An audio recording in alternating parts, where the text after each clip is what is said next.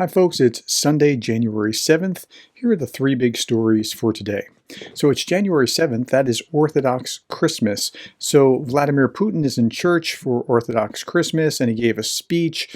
And speaking on the eve of Orthodox Christmas, the Russian president said, quote, "Many of our men, our courageous, heroic guys, Russian warriors, even now on this holiday, defend the interests of our country with arms in hand." Now, last year he was calling for a ceasefire in Ukraine to coincide with the holiday. This year, he made no such remark. He was not even attempting to pretend that he was doing that.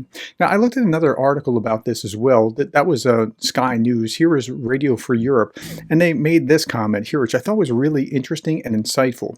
In Belarus, where Christmas is officially celebrated with public holidays on both December 25th and January 7th, the country's leader, Alexander Lukashenko, said in a statement that he was, quote, "convinced that by preserving the Orthodox traditions of mercy and moral purity, together we will create the best future for our native Belarus," unquote.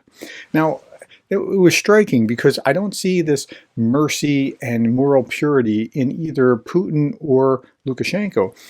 But then I read this next line and I thought, oh, okay, something makes sense here. Lukashenko, who has ruled Belarus for 30 years, calls himself an Orthodox atheist.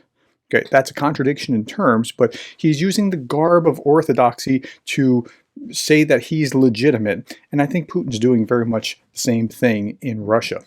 Okay, second story. Ukrainian Marines cling to the key bridgehead after Su-34s were shot down. This was about a week or two ago. The Su-34s were shot down.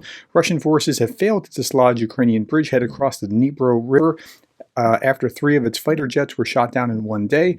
British Ministry of Defense said that after losing the 3 Su-34 fighters on December 22nd, the Russian Air Force canceled attacks on the bridgehead 20 miles upstream from Kherson. Injured Marines told the New York Times last month that the former fishing village of Krynky was now a destroyed hellscape under constant Russian bombardment. But Ukrainian military commanders said that it is a strategically important foothold.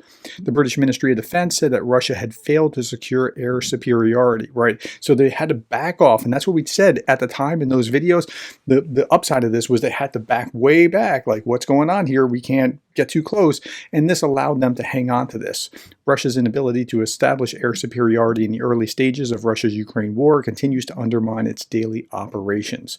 And this is where Krynky is. It's not like they've, done some great, amazing something, but just hanging on in and of itself is pretty amazing to me. Japan Times. Japan foreign minister promised aid for Ukraine, including an anti-drone system. It's worth $37 million of contribution. They held this news conference in a bomb shelter. Tokyo will also provide 5 mobile gas turbine generators, 7 transformers, and some other things.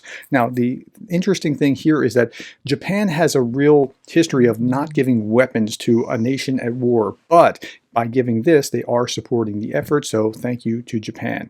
That's our 3 big stories. Thank you for your time, and thank you for being the kind of person that cares about Ukraine.